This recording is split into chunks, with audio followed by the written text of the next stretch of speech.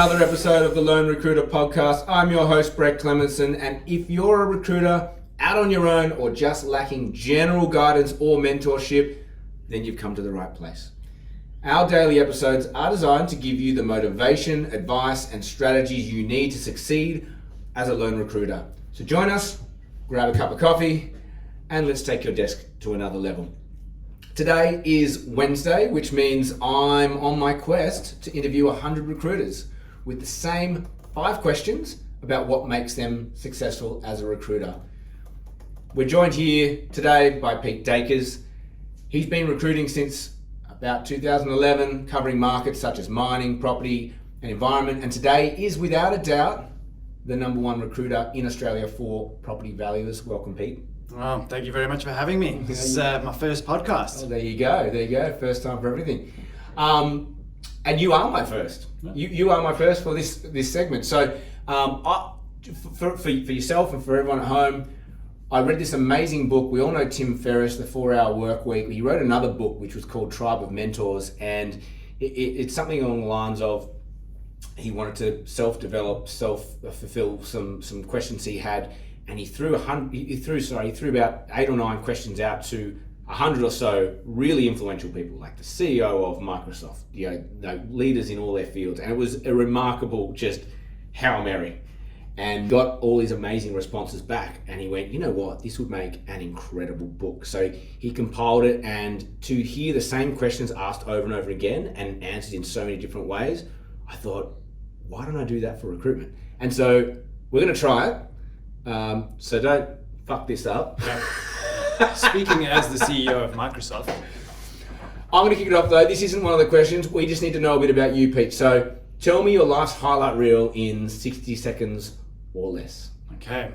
Highlights. So proudly South African, born and bred from Big Bad Joburg. Ran a marathon. Taught English in South Korea. I'm all about just friends and good times, and now a proud father, family man, and yeah, like the day I got married, the day I became a father, the day I billed almost 100 grand in a day. Those are my highlights. I love it. Okay, so that's Pete. I've got 5 questions for you. The first question I have for you is this: the one KPI that matters the most. We all hate KPIs. We all love them. We all need them. None of us need them. But if you could have one metric that mattered the most to you, what would it be? Yeah, I struggle with this one because we come from a KPI environment, but traditionally we're not a KPI driven team. There is huge value in that data, and I would actually kind of flip it and say it's the strategy. And whatever, that's a KPI to me. If that's the strategy of getting CVs out, productivity, that's important, but it really comes down to placements. I mean, placements to me, it might be money driven, it might be commission driven, but that's result. That's what we're all working for. And I think the rest of it is just data, and though that data changes.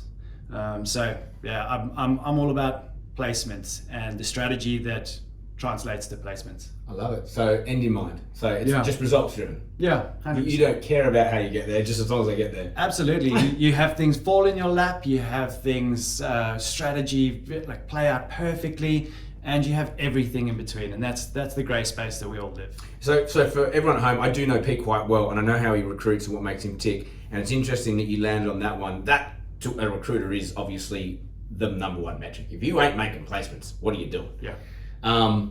But you did touch on the strategy, and Pete's the sort of guy that will just, whatever he does, it's a million miles an hour that way, right? So if he's going the wrong way, he's running a million miles the wrong way, and he won't know because he's too quick. So you got to, if he's talking about having the right strategy, and I 100% think that's bang on for you, because we all know it. Like if you ain't got that strategy, you are running to the hills when you need to be running to the water. Yeah. So we just, for you, I 100% agree with that one. So number 2, favorite closing question. I love what is this newfound passion role, a passion piece that you're moving into? what is it going to do for you? Are you happier at work? Are you, if it's a salary increase, what are you going to do with that? Is it just going to the family? Are you going to do a renovation? Are you going to invest? So, I suppose I like to get people to think about the future, because it's not a short-term decision. It is a long-term. It's a strategy, and it's in and of its own. I like to ask them, where's this going? So you anchor. So you really get them to picture it and feel it. You're not just trying to close on a figure. You're not trying to close on, I don't know, just nothing. You're basically trying to make sure that they're in it and living it and getting them excited. Absolutely. So what happens if they can't give you that? It just rings some alarm bells. And I mean, you come across all sorts of scenarios where people are taking a pay cut for an investment in their future, or a new skill, a sideways move. You got people taking crazy big money for big money and title. So I think more than anything, it just gives me peace of mind that I've done the right thing by them as well. Okay. So let's say you nailed it, that bit, and they go to resign. How do you handle counteroffer? Tough one. It's one of those, it is what it is. They will be able to find a way of justifying any action or inaction. And that's their decision to make, and I will respect that all the way through. But you actually pulled out of me this thought. You're going back for a counteroffer. You're curious about what your current employer would offer you to keep you. That's an ego thing. That's your curious mind overpowering your logical decision. And it should be a logical decision, because that's where you're taking into multiple considerations. Absolutely. Do you know what? It's so true. I'm a firm believer that counteroffer is going to happen every single time, particularly in this market, and we have to anticipate it. I've just had a guy that wanted to work with me, wanted me to help him get into the market, and he just said, it's a money decision for me. I'm like, alarm bells? Yeah. What happens when they counteroffer you? Oh, well, I've already asked. Have you though? Have you?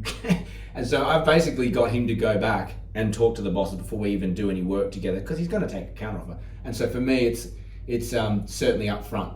I would rather just not work with you, knowing that that's going to be the eventual outcome. I love that. Yeah. That's exactly how it should be handled. I mean, find out where you sit, because down the line, you could still come back and go, actually, let's go. So to your question, if how do you handle a counter offer, and your response was, you shouldn't let your curiosity override the logical mind. The logic starts at the beginning of the process, right? Yeah. Going, well, what are we anchoring this move in? Yeah. Are you unhappy with something? Are you looking for something? What is it? We need to find what it is. So, and I love that you've started with the end in mind. It's going to happen. Understand that it's going to happen. I'm doing this with a family member at the moment, and they said, I may as well, I've got an offer, I may as well go and check what my employer's going to do. Now they're in this process with the employer, and I pulled him out of it and just said, do you want to work there? Like, you've worked there for 6-7 years. Do you want to work there? No. There's your decision. Like, simple.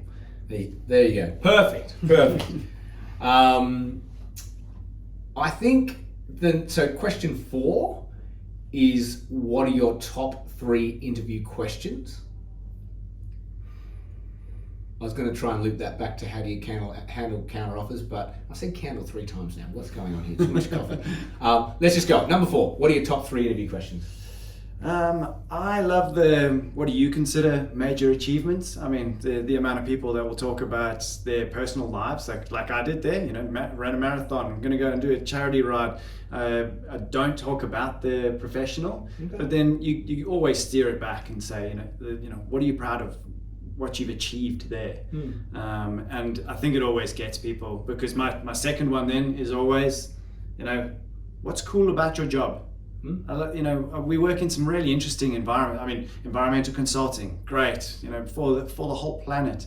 Property valuation, some people sort of struggle with. This is a corporate gig. It's not, and so I like to find where people's passion is. What do you hope to get out of that? Because they're not like that. They're not traditional recruitment questions, right? Yeah. Like what are you using that information for? I want to see the glint in the eye. I mean, especially if there's somebody who says, you know what, I bring and deliver work. I attract clients. I do all of that. That's a tough gig if there isn't any passion. And that's sometimes where I see the most value. And there's times where people will surprise me with their answers, and there's times that people will like unpleasantly surprise me with no passion for what I do. And so it's sort of we got to find you a new job. Yeah. That's where I go. Okay, well now you've gone to uni. You've got years of experience, sometimes decades of experience in this.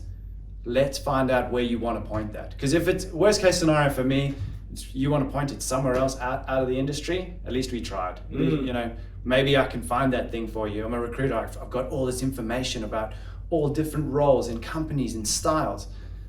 Maybe there's still nothing that fits. I get the sense, Pete, you love to run off energy. Yeah, absolutely. That's it, right? I like people telling me why they want this thing. Cool. So what were your top 3 interview questions? One was... I only had 2. What were your major achievements? What's cool about your job? And you're right, it is about where do you get energy. What's your question then, if you haven't got a third one, what's your interview question around money? How do you handle that one? Okay, no, here we go. You ask someone what they're making currently. We all ask that question. Yeah. And they say, I don't want to tell you. Actually, I love this. It's that whole idea of, do you want $1 million salary? Like somebody really holds back on this information and just like, you know, I'm around 120 plus super plus bonuses. You know, break it down for me. Let's go through it. I need to know the benefits and why you would leave, why you would stay, and you can't just brush over it. But it really does come down to, you know, so you want $1 million, you want $1 billion salary. Tell me how you're going to make $4 billion return on investment for your employer, because otherwise somebody is paying your salary and driving themselves out of business because they can't recoup that. You don't want to work for somebody who runs a business like that. So let's get into it. We need to know down the other side of it, I'm going to go into bat for you. I'm going to try and get you the best possible offer without pricing you out of the market. But we do need to be on the same page, because the amount of times that generally I find it's the people on the highest money who will just brush over it and just say, because they're actually concerned that they're going to be too expensive for the role. They won't get a seat at the table to even discuss it. And that's where you start to pull the value out of them. How are you doing that? You know, let's market that. I like it. All right, I have one more question for you, Pete, and we're going to wrap things up. Number 5, how do you pull yourself out of a slump? Exercise. Just go and get angry, process the emotion. There's energy in that.